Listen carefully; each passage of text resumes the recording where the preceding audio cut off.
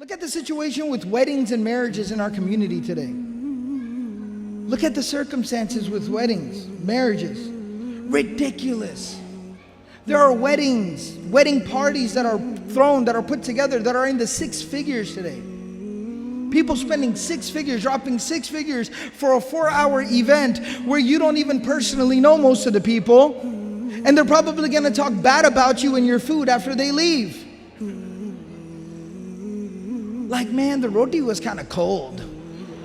They put the raita at the beginning of the line.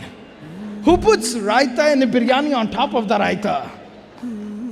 They're bad-mouthing you. They're making fun of you. You pay $200 a seat because you had to have your wedding in the super-duper intercontinental, intergalactic hotel. Right? It's got a launch pad on top where a spaceship can land. Just in case if any Martians wanted to come to your wedding. We have relatives there too, you know? You know? That's the wedding. I'm not lying to you.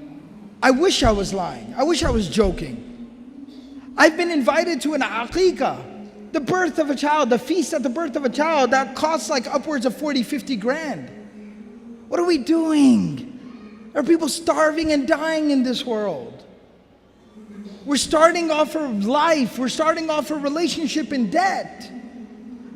You know, the Prophet ﷺ said that the best of marriages, the best of weddings, the ones that are the most blessed, are the ones that have the least amount of these type of extravagant expenses made. You know, the Prophet ﷺ, walima, the feast for after the wedding, is a sunnah, a great sunnah of the Prophet ﷺ. But you know what the Prophet ﷺ told us? He said, bi'sal walima. He said the worst walima is the one where there is no place for poor people. Subhanallah. Think about our occasions now. We want to invite the cream of the crop. We want celebrities there. We want famous people there. That's who we want at our occasions, at our parties. And the Prophet ﷺ is saying that's the worst possible way to celebrate. You didn't make place for the ummah? What were you ashamed of? What were you embarrassed of? Poor people? Abu Hurairah was a poor man.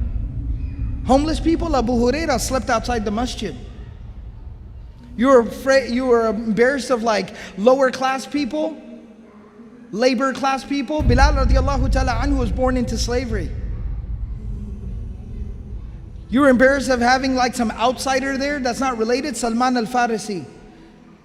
And yet, what happened? Abu Hurairah radiallahu ta'ala anhu was the best student of the Prophet sallallahu alaihi wasallam. Bilal radiallahu ta'ala anhu was the mu'adhin, the right-hand man of the Prophet sallallahu alaihi wasallam. Salman al-Farisi, the Prophet sallallahu alaihi wasallam said, Salmanu minna al-bayt. Your family, brother, come on in.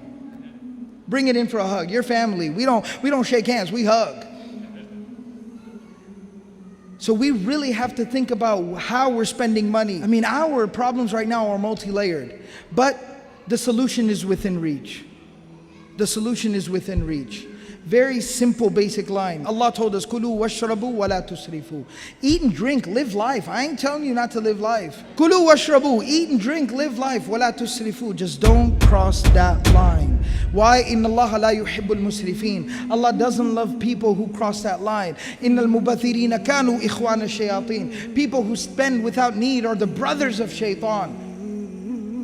And finally, Allah subhanahu wa ta'ala told us, if you keep playing this game of trying to one-up one another, alhaakumut takathur. This has ruined you. This has made you useless.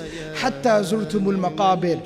Take a look at where you're going and see what you've prepared for where you're going. And it'll be a real wake-up call. May Allah subhanahu wa ta'ala give us all the ability to live within our means.